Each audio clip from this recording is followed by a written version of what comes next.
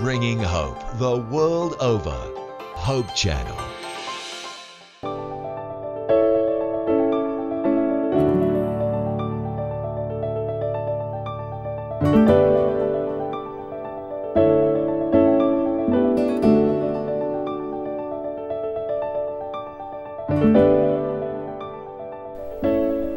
Hi! Kamusta? Oo, ikaw nga. Ikaw na kabataan na mahilig maki-hangout sa friends. Alam mo ba na para sa'yo talaga ang topic natin ngayon? Correct ka dyan, partner. Sa katunayan nga, ang mga kabataan ngayon, mahilig talagang sumayaw. Lalo na yung aking father, nung kabataan niya nga daw, talagang lahat ng sayaw alam niya. Wow, ha? At hindi lang ngayon, kundi may party-party all night. Eh nako, kasi naman kahit nga sa school, maraming mga ganyang mga activities. Tama ka dyan. Kaya, kaibigan, kunin mo na ang iyong papel at ganoon din ang iyong ballpen para isulat yung mga tips na ibibigay ng ating tagapagturo. Oo nga, so magpakilala tayo. Ako po si King James, ang inyong kaibigan. At ako naman si Chev na makakasama nyo dito lang where you can find truths from the Bible and get clear messages. Makakasama po natin ngayon, walang iba, kundi si Kuya Brian, ang ating tagapagturo. Kuya Brian? Ayan, interesting yung topic natin. Binabati ko po lahat po ng mga kabataan na mahilig din sa mga ganitong gawain. Pag-aralan po natin ang Biblia at tignan natin kung ano yung makukuha natin mula dito. At sana ay ma-share nyo rin ito sa iba pa ninyong mga kaibigan. Salamat po, Kuya Bri.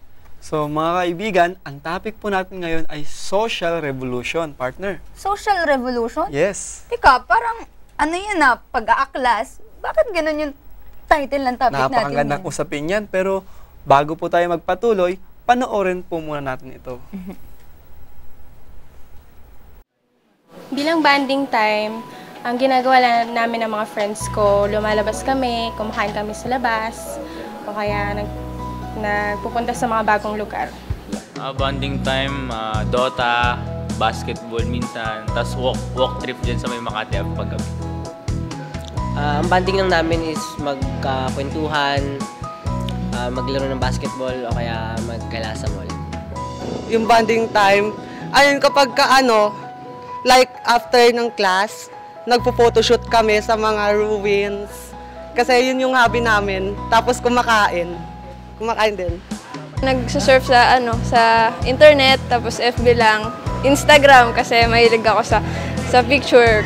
Gala kami, punta kami sa pasyal kami, sa BGC, minsan na sini kami. Sa mga kabataang nahihilig sa ganitong mga uri ng gawain, ito na ang pagkakataon nyo para makinig at mag-jot down ng mga tips na matatanggap natin mula kay Kuya Bri. Tama ka dyan, partner, no? Kuya Bri, talagang marami po talagang nahuhumaling sa ganito. Ano po ba ang masasabi nyo at ano po sinasabi ng Biblia tungkol po dito sa paksa natin? Ayan, siguro linawin muna natin paksa natin. No? Opo nga. Paksa natin, we will deal about paano ba natin i-spend yung ating mga holidays. Kapag wala tayong, syempre katatapos ng trabaho, sa gabi, paano natin i-spend yun? Gusto natin makipag-socialite. Kasi part yan, naka-woven yan sa ating espiritu. Na kailangan natin makipag-socialize, kailangan natin makasama yung mga friends natin. Pangalawa, during these holidays, ano mas kapakipakinabang na mga dapat gawin? Pangatlo, pwede ba tayong pumasok doon sa kinahuhumalingan na ito ng mga kabataan? Namely, siguro mga, sabihin natin, seemingly dangerous na mga recreation. At more specifically, siguro yung dancehall, mga disco dances, hindi lang ito, mga kung ano-ano pang mga orgies, parties, and the rest goes on. Napakarami. May iba't iba silang ginagawa, iba't ibang mga hilig. At minsan, pag nalaman ng mga magulang nila ito, hindi siguro sila mag-a-agree, So, ang mga kabataan ngayon, most probably, marami silang gaanong oras para gawin ito. At the end, hindi ito makakatulong sa kanilang katawan, sa kanilang isip, at saka sa espiritu. Unang-una, gusto ko pong sabihin sa mga kabataan natin, ako po dumaan din sa mga ganyang mga style, mga tirada, ang sabi ng mga kabataan. Dumarating ako ng alas 4 ng madaling araw sa bahay, kakatok ako sa bahay, Nagtatanong yung mga magulang ko. Opo. Minsan makakapagsinungaling ka pa kasi hindi mo sasabihin, may project po kasi kami sa math. Sabi ko, sino ba ang teacher mo dyan sa math at makausap? Patay ako. Pero alam nyo, dumaan din ako din sa ganito. Ako kasi na-involve ako din sa professional dancing. Nagpunta din ako sa mga disco na ganito. At talagang ginagawa kong hanap buhay na nga itong mga ganito. Pero dumating ako sa point na nakilala kong Panginoon Kristo, nagpasakop ako, nabasa kong Biblia. Nakita ko na merong ibang paraan ng social, kaya tinawag ko siyang social revolution. May ibang paraan ng pakipagsosyalan na hindi natin kailangang i-compromise yung ating faith at saka yung makasama ang Panginoon Kristo. Tama po kayo dyan, Kuya Bray, pero may mga talagang sa kabataan, mahilig talaga sila makipag-friends, di ba? Pero yung sinasabi nila, ito lang ang paraan nila para makipag-socialize. Tama yun. Ang socialization ay hindi dapat mawala sa atin at hindi dapat natin tanggalin sa atin kasi bahagi ito ng ating buhay. Ang una dapat nating tandaan sa pagsusocialite, itong sinasabi sa Biblia. Unahin natin ang sinasabi sa unang Pedro 1, ang talata ay 13, 14, at 15. Bago tayo makipag-socialite, siyempre, kailangan natin ng socialization. Okay? Kung natagpuan na ninyo, pakibasa nga. Kaya't inyong bigkisan ang mga baywang ng inyong pag-iisip na maging mapagpigil kayo at inyong ilagak na lubos ang inyong pag-asa sa biyayang dadalhin sa inyo sa pagkahayag ni Jesucristo. Tuloy. Verse 14, na gaya ng mga anak na matalimahin, na huwag kayong mga ngasal na ayon sa inyong dating, mga masamang pita ng kayo'y nasa walang kaalaman. Sabi dito, una, ilagak daw, sabi dito, kaya't inyong bigkisan ang baywang ng inyong pag-iisip. Di ba po yun po yung na-discuss natin? So, gird up the loins of your mind. Bigkisan daw ninyo ito. Huwag yung loose. Huwag yung kung ano lang maisip mo, gawin mo. Kung ano lang ang sabihin sa'yo, tara, saan ba yan? Hindi ka na nagtatanong kung saan, kailan, magkano. Hindi, tara, sige. Hindi dapat go lang ganito. ng go. Hindi go lang go. Tara, pag sinabing tara, saan? Anong gagawin natin doon? Magkano gagastos hanggang anong oras tayo? Sandali lang, magte-text ako sa nanay ko. Hindi yung tara ng tara. Pangalawa, ang sabi dito, na maging mapagpigil kayo at ilagak na lubos ang inyong pag-asa sa biyayang dadalhin sa inyo ng pagkahayag ni Jesucristo. Alam mo noon, nung pagka inaaya ako sa diskuhan, wala naman talaga yan sa ano ko eh. Wala talaga siya sa appetite ko. Basta pupunta ako doon. Dahil magaling akong sumayaw, gustong-gusto ng mga kasama ko na isama nila ako kasi naisasayaw ko sila. Talagang, yung bang nadadala ko sila. Pero alam mo, habang nasa sayawan ako, nakatingin ako ng, ano pang ginagawa ko dito? Of course, wala pa ako kay Kristo noon. Hindi ko pa tinatanggap si Kristo. Pero alam ko na sa sarili ko, deep within my mind, na there's something wrong. Ang matindi pa nito, nagpipray sila bago sila pumunta doon. Nagpipray bago sila pumunta doon. Sabi ko, anong ginagawa ko dito? Nagbibenta ng mga inumin, mga sigarilyo, ganito. Tapos at the end, yung ilaw, umiikot-ikot na gano'n. Tapos pagkatapos na natatapos, yung pagod na pagod ako, hangout nga na. Pagkatapos nun, naiisip ko parang hindi ito yung place para sa akin. Hinahanap ko pa ang Panginoon during that time. Pero ang sabi dito, kumbaga ilagak daw natin ang ating isip sa pag-asa ng biyayang dadalhin. At ang sabi dito, sa inyo ng paghahayag ni Jesucristo. Pangalawa, na gaya ng mga anak na matalimahin. Kapag ka ba nagpaalam ka sa magulang mo at may full concern ng magulang mo at Kristiyano ang magulang mo, sa tingin mo papayagan ka sa mga lugar nito o mag-sneak in ka na lang. Ayun, pinapayagan ka, malaking tuition fee mo, binibigyan ka ng pera, tapos hindi alam ng mga magulang mo kung saan ka pumupunta sa gabi. Ang susunod dito, na huwag kayong mag-asal ayon sa inyong datihang mga masasamang pita, na kayo'y nasa kawalang kaalaman. Nung hindi mo pa alam si Kristo, hindi mo pa nakilala, hindi ka pa nagpasakop kay Kristo, hindi ka pa nagpapabautismo. Ito ang gawain mo. Ngayon ba, ipagpapatuloy mo pa rin ba ito? Alam mo, yung datihan, yung old lust, ito yung former lust. Sa Bible, ibig sabihin ng former lust, ito yung ginawa nila nung panahon ni Moises, nang pumunta siya sa Sinai. Pagbalik nila, nakipagtipan lang sila sa Diyos, maya-maya, nasa former lust na sila. Pero Kuya Bray, teka lang pala. Kasi po, di ba, alam naman ng mga kabataan, paano po sila makikipag-socialize kung hindi sila magiging in, di ba? Una, i-consider muna natin ito. Pagkatapos mamaya, bibigyan ko kayo ng tips kung paano makipag-socialize. Pangalawa, sa 15, Sige po. ngunit yamang banal ang sa inyo'y tumawag, ay magpakabanal naman kayo sa lahat ng paraan ng pamumuhay. So, i-consider natin, we must be holy even in our social life. Opo. So, Kuya Brian, nabanggit niyo po yung holy. Alam niyo po, ginagawa po natin lahat ng mga bagay na pagpipigil, ng pagmamatsyag, para magkaroon ng kabanalan. Ano po ba itong pagiging holy? Ayan. Ang pagiging holy ay pagiging separate o pagiging kakaiba o pagiging bukod kaysa sa ordinaryo. Habang nakikipag-socialite ka, nakikita ng mga tao na bukod tangi ka sa lahat o nakikilala si Kristo sa iyo. Special. O, nung ako'y kababautismuhan ko lang, nasa isang universidad ako, unang na-notice nila sa akin yung pagbabago ng pagkain ko, pagbabago ng pananalita ko, at nagpipray bago kumain. At nagsishare na rin ako ng ginagamit sa church. Nakita nila na talagang malaking pagbabago ko. And during that time na nagso-socialite kami, nakakarating kami kung saan-saan. Lagi kong sinasabi, "Hoy, wag natin gawin ito. Hoy, dito na lang tayo." At nakikita ko sumusunod silang lahat sa akin. Sad to say, of course, nag-transfer na ako ng ibang university kasi magpapastor na ako. Pero nakikita ko na naging liwanag ako, naging asin ako sa kanila.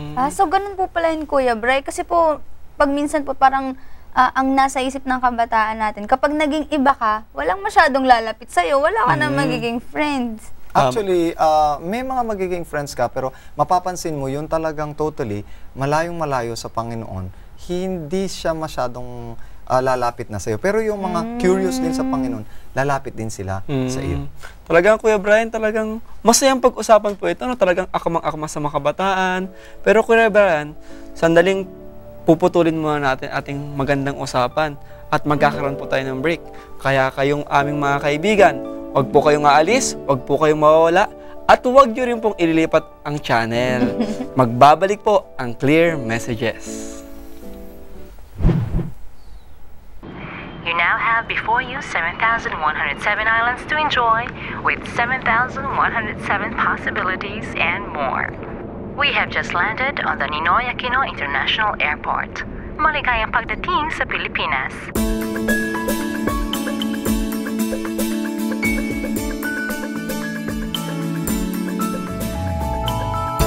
Once considered as the tiger economy of Asia, the Philippines continues its slow yet steady climb to becoming an international business hub.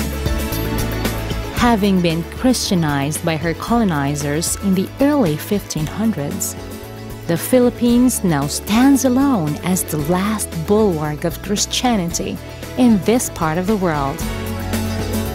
Yet, she is not exempt from moral and social issues that beset nations big and small in this postmodern era.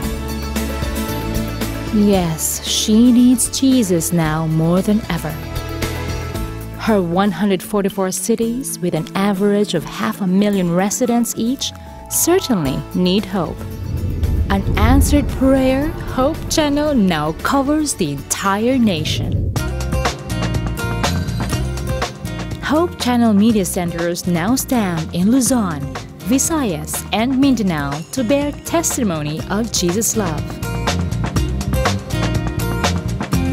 And in just a few years, many have rediscovered the beauty of life with hope. Na-revive ko, pinagi sa pagtanaw na ko sa Hope Channel Philippines. Malaki po ang magagawa ng Hope Channel para po sa pagtatapos ng gawain. Mabuhay Hope Channel! Mabuhay Hope Channel Philippines! The good news that Hope Channel has brought to the archipelago has inspired the Filipino to see beauty and brought joy back in spite of it all.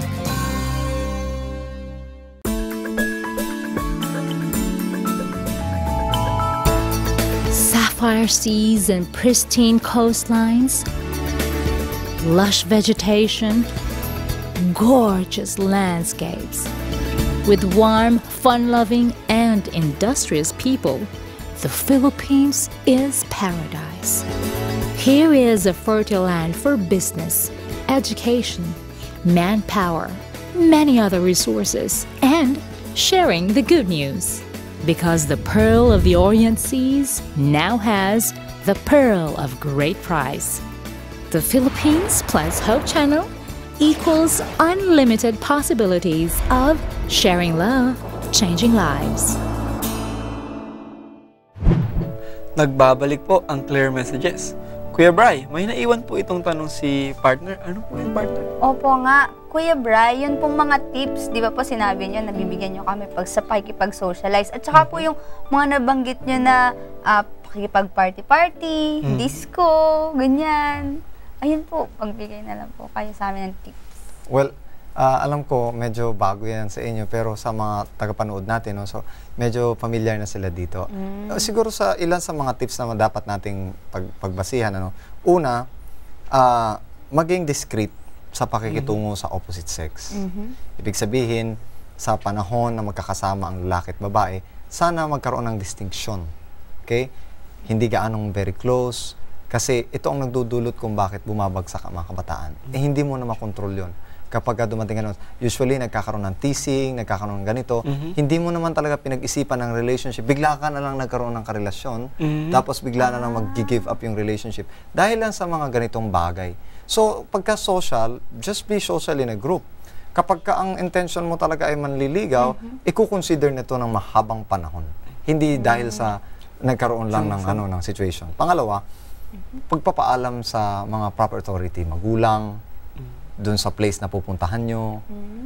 Lahat ng mga bagay i-consider dito kasi pwedeng magkaroon ng mga untoward incident. Pangalawa, yung trust ng mga magulang natin, dapat mag-gain pa rin natin. Okay, so tatanungin natin yung mga places ba na pupuntahan natin, approve ba ng mga magulang natin, approve ba ng authority, meron ba itong lisensya tayo na gawin ito. Pangatlo, mga activities. Bago ka ayain, alamin mo kung anong activities, hanggang anong oras, sino makakasama sa mga lugar na pupuntahan na ito. Kapag ka gusto mong umayaw, say for example, gusto mong umayaw sa isang lugar, at ayaw mong mapahiya yung mga kaibigan mo, ang sasabihin mo lang, ipagpapaalam ko muna ito sa aking mga parents. Imbis na i-down mo kaagad sila, sabihin mo lang na papaalam ko. Certainly, kapag yan ay disapprove ng parents, pag sasabihin nila yun, definitely baka hindi na rin sila magtutuloy kasi alam mo na pinoprotektahan mo ang sarili mo sa pamamagitan ng mga parents mo. Kuya Bri, nabanggit niyo po yung place. Ano po ba yung proper place para sa ganitong pakipag-social o pakipagkaibigan? Of course, maging maingat tayo, sabi sa Biblia, he who walks with the wicked shall be destroyed. So, baka naman yung mga place na pupuntahan nyo, nandun yung place ng mga wicked. Yun yung place na hindi nananalangin ng mga taong walang iniisip na Diyos. Baka pag napunta ka sa place na ma-overpower ka nung influence na meron ito at magustuhan mo ito. Pag nagustuhan mo ito, nahirati ka doon, baka hindi ka na makalabas. So, as much as possible, alamin mo yung place na pupuntahan at kung ano ang gagawin. Usually, pag sinabi na kung anong gagawin, alam mo na kaagad na kung ito'y makaka-glorify sa Panginoon o hindi. Mga place na dapat makakasama mo rin si Kristo at ang kanyang mga banal na anghel. Kuya Bri, ano po pala, di ba syempre napag-usapan din po natin kayo yung dancing. Naalala ko po, di ba sa Bible, meron din namang mga dancing. Yung si David nga, nag-dance din daw po siya. Ibig sabihin po, pwede din po yun? Well, iba naman yung pag-aaralan natin sa Biblia, iba yung tinutukoy na dancing. Sa 2 Samuel, binabanggit doon yung dancing na sumayaw si David pagkatapos sila makuha yung Ark of the Covenant. Then along the way, habang nagsasayaw siya kasama, mga babae lang kasi ang nagda-dance noon. At ang dancing na binabanggit doon na hindi yung dancing na nakikita natin ngayon, may mga mag-partner, lalaki sa babae. Usually noon, ang mga talaga nagda-dance lang ay yung mga babae. At ang dancing nila, hindi yung sensational dance. Mga kamay lang ang kanilang iwinagawa at usually ginagawa ito hindi sa loob ng templo o during worship time. Ginagawa ito in a social time na nagre-rejoice ang buong bansa. At nagiging expression nila ito ng pagpupuri sa Diyos. Pero kung makikita natin sa situation ni David, during that time na nagda-dancing siya, medyo nawala na siya sa kanyang isip. Nagpupuri siya sa Panginoon at siya ay talagang very expressive pero hindi na niya naisip kung ano yung magiging reaction ng mga tao. Well, of course, dahil very natural sa kanya yung pagpupuri sa Diyos. And at the end, medyo kasama na niya pala yung mga babae na nagpupuri sa Panginoon, nagda-dance siya in a way na very rejoicing na nalo sila sa war. Diba? Pagkatapos nun, nakita siya ni Michal, anak ni Saul, na-criticize siya. Sabi niya, parang hinubuan mo na ang sarili mo na parang very base and degrading yung ginagawa mo. Sabi ni David, sincere ako sa ginagawa ko. So, okay naman yon. Ang point ko doon sa mga gustong purihin ng Panginoon sa ganung paraan, nasa sa kanila yon. Pero, during worship, walang Levites, walang priest na ginagawa ang dancing para purihin ang Diyos. Ang tunay na pagpupuri sa Diyos ay ang pagsunod sa Kanya. Ang sabi ng 1 Corinthians chapter 10, verse 4, ang sabi doon, we demolish all arguments and every pretension that set itself up against the knowledge of God. And we take our thoughts captive to make it obedient to Christ. So, ikukulong natin ang ating pag-iisip na captive sa obedience kay Christ. At itong dancing na ito, hindi bahagi nung hininais ng Panginoon sa atin. Kuya Bri, pwede ko bang gawin mo na lahat ng mga masaya? Tsaka pagkatapos kung nalaman kong masama, o pala ito'y mabuti, tsaka ako mag-decide kung gagawin ko o hindi. Ano masasabi niyo po dito? Try lang, ganon? Yan ang style ng mga kabataan eh. They go from positive to negative, and from negative, hindi nila alam kung makakarating pa sila sa positive. Tingnan natin ang advice ni Solomon sa atin tungkol sa bagay na ito. Matatagpuan natin ito sa Ecclesiastes chapter 2, verse 1, 2, and 3. Para makita natin, sinabi ko sa aking puso, pumarito ka ngayon, susubuking kitang may kasayahan, kaya't magsawa ka sa mga kalayawan, at narito ito rin ay walang kabuluhan. Kahit pagsawaan mo lahat ng ito, alam mo, ang kalayawan o pleasure, yan ay ano lang that is a working of chemical work in minds ng dopamine. At pinai-excite ka lang nito, but at the end of it, para kang nakainom ng kape na nalungkot uli, na depress uli. At ang sabi dito, aking sinasabi tungkol sa tawa, ito'y ulol, at sa kasayahan, anong ginagawa mo? Aking sinisiyasat ang aking puso na kung paanong masasayahan ang aking katawan sa pamamagitan ng alak. Pinatpatnubayan pa ng karunungan ng aking puso at kung paanong hahawak ng kamangmangan hanggang sa aking makita kung ano ang mabuti sa mga anak ng mga tao na marapat nilang gawin sa silong ng langit sa lahat ng mga karawan ng kanilang buhay. Ibig sabihin, ginawa na ni David lahat. Ni Solomon lahat. Nag-asawa siya ng napakarami, di ba? Uminom siya, nag-build siya ng houses, ginto, lahat. Pero at the end, isa lang ang conclusion niya. Sabi niya, this is the conclusion of all matters. Fear God and give glory and keep His commandment. For this is the whole duty of man. At lahat ng pleasures ay walang kabuluhan. This is just chasing after the wind. Kuya Bri, ito pala. Meron akong question kasi hindi po pwede na itong dancing. Kasi naalala ko, may kaibigan ako na nagsasayaw din. Magaling kasi siya. Sabi po niya sa akin, ito na kasi yung form of worship ko. Para sa Panginoon naman yung pagsasayaw ko eh. Kumbaga ginagawa ko ang best ko para sa Panginoon. Well, kung babasahin natin ng Biblia, kung ito ang form niya, ito ang form niya. Pero ito ay form ng lust ng mundo. Ito ang paraan ng mundo ng pag-worship sa Panginoon. Ang tunay na worship sa Panginoon ay ang paraan ng Panginoon, hindi ang sarili nating paraan. Kasi kung ito ang paraan ng Panginoon, ito dapat ang ginawa ni Jesus Christ nung nandito siya sa earth. Ito dapat ang ginawa ni Paul, ng lahat ng mga disipulo. Pero this has never been a part of their worship. Kuya Bri, talagang napakasayang usapin nito, ano? Talagang hindi ka talaga basta-basta makipagkasiyahan, makipagkaibigan kung hindi mo i-concern yung mga bagay na dapat mong unahin. Well, tungkol sa spending holidays, binigay ito ng gobyerno, binigay ito ng Diyos sa atin, mas-spend natin. Ang unang concern sa spending ng holidays ay to worship God. Spend time na makapag-worship kasi kaya nga ka binigyan ng rest para magkaroon ka ng physical rest, para mas maging kapaki-pakinabang ka sa susunod mo na pagtatrabaho. Ito rin ang gusto ng lahat ng mga kumpanya, na makapag-rest ka. Hindi yung mapapagod ka after nitong holidays nito. Pangalawa, you have to spend it with your family. Kasi ang family mo, hindi ito mapapalitan eh. Sila-sila lang.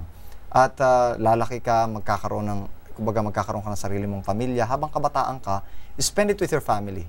Kasi wala nang kapalit ang family. Pangalawa, if you spend it with your friends, hanapin mo yung mga friends na makaka-uplift sa'yo. Hindi yung pagka nagka-problema ka, problema mo lang. Diba? O kaya, magkikreate pa sila ng problema sa'yo.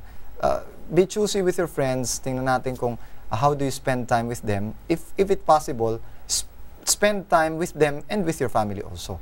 Pangatlo, yung mga recreation na gagawin mo during these holidays, siguraduhin natin na ang recreation na ito ay talagang tunay na recreation, makaka-recreate sa'yo at makakatulong kapakipakinabang ka sa ibang tao. Hindi yung nagsaya ka lang. This is not just only for pleasure, but to be useful to other people, to reach out to the community, or at least to the needy. Pwede mo itong i-spend sa mga needy. Now, tungkol doon sa tanong naman, na isa nating kapatid na, ano ba yung sayaw na pwede at ano ba yung sayaw na hindi? Hindi ko kasi masagot kung ang sayaw pwede. Alam nyo, although there are natural expressions ng ating saya, and sometimes we can dance because of our own expressions na masaya-masaya tayo. Of course, hindi natin pipigilan yon. Pero yung intentional na sasabihin natin na this is a recreation, I don't think dancing is a recreation. Dancing is a way of expressing ourselves, expressing our thoughts. And holy people does not usually express their joy, their worship through dancing. We can even express this in more useful. Pwede natin gawing mas useful ang ating expression ng ating kasiyahan sa Panginoon sa pamamagitan ng pagtulong, paggawa, pag-worship. At ang dancing, kung fit sa'yo ang dancing, wala namang problema yan, ano? Wala namang babawal sa'yo. Pero usually kasi nagsisimula tayo sa bata pa lang, sinasanay ng sumayaw. Sayaw, sayaw, di ba? Hanggang sa lumaki, hindi na tuloy niya ma-determine kung okay ba ang sumayaw o hindi kasi wala na siyang judgment sa kanyang sarili. Pero sasabihin ko sa'yo, kung paano i-spend yung energy na ibinigay ng Panginoon sa atin. Spend wisely, hindi sa pleasure, kundi sa mas magandang bagay. And yet, there are things that you can do na kung gusto mo talaga ng sumayaw, do it as an exercise, di ba? May mga aerobics na ganito, wala namang problema. Hindi naman tayo masyadong ano lang natin, maging maingat tayo kasi baka gawin natin ang pagsasayaw una sa church muna, sa susunod na sa dance hall na. Hanggang sa may competition na, hanggang sa maging snare na ito sa buhay natin. At the end, gusto kong basahin ito kapatid, ano ang magiging resulta ng mga hakbang na gagawin natin at kung paano ito magsisimula. Nagsisimula ito muna sa innocent na mga recreations muna daw, amusement, pero later ay kinain na tayo nito. Ang sabi sa Galatians chapter 5, verse 19, hayag ang mga gawa ng laman, sa makatwid ay ang mga ito: pakikiapid, karumihan, kalibugan, pagsamba sa Diyos-Diyosan, pangkukulang, mga pagtataniman, pagtatalo, paninibugho, pagkakaalitan, pagkakampi-kampi, pagkakabahabahagi, mga lihidwa ang pananampalataya, mga kapanagilihan, mga paglalasing, mga kalayawan, at ang mga katulad nito. Tungkol sa mga bagay na ito ay aking ipinagpapaunang ipaalala sa inyo, tulad ng aking pagpapaalala ng una sa inyo na ang mga nagsisigawa ng gayong mga bagay ay hindi magsisipagmana ng kaharian ng Diyos. Kaibigan, isipin mo kung saan patungo ang iyong mga pleasures, ang iyong mga kalayawan. Ito ba ay patungo lang sa isang dance hall o merong nagpapasayaw sa iyo na higit pa sa ibang espiritu? Saan patutungo ang buhay mo kung ito ang magiging direksyon mo? Nais kitang ipanalangin. Pwede kang magdesisyon ngayon. Panginoon, gusto kong ipagpasakop na ng buong buo at alisin ito sa buhay ko. Tulungan mo ako sapagkat hindi ko kaya. Ikaw lamang ang makaaakay sa akin sa kabanalan at hindi ko kayang gawin ito sapagkat wala ako nito. Kung ito ang nais mo, kaibigan, nais kitang ipanalangin. Tayo manalangin. Dakila po namin Diyos, Panginoon. Ipuin po ninyo ang puso ng aming mahal na kapatid na ito na nagdesisyon ngayon. Panginoon, hindi namin kakayanin na maging banal. Kami katulad ng mundong ito at laging kumikiling tungo sa mundo. Tulungan kami, Panginoon, na makawala mula sa pagkakahirating ito at ang mga kadenang ito, Panginoon, ay itapon ninyo sa kalaliman upang kami ay maging malaya ng sumunod sa inyo hanggang sa kayo dumating sa pangalan ng Panginoong Hesus. Amen. Amen. Salamat po. Kuya Bray, maraming salamat po talaga doon at talagang na-realize natin na hindi pala kailangang maging people pleaser tayo, kundi ang Panginoon talaga ang lagi nating alalahanin sa lahat ng mga bagay na gagawin natin. Ngayon din, partner, alam mo, talagang marami ako natutunan kasi nung bata pa lang ako, sumasayaw ako, Pearly Shell, di ba? Hanggang high school. Hanggang ngayon sa may yata competition. So, napakarami kong natutunan kasi talagang kailangan natin maging maingat sa ating mga paglilibang, sa ating pagkakaibigan. At ganoon din, I'm sure, na marami din kayong natutunan aming mga kaibigan dyan. Sana patuloy kayong sumabaybay sa programang ito. Di ba, partner? Tama. At kami ay parati niyong subaybayan sa parehong araw at parehong oras, dito lang where you can find truths from the Bible and get Clear messages.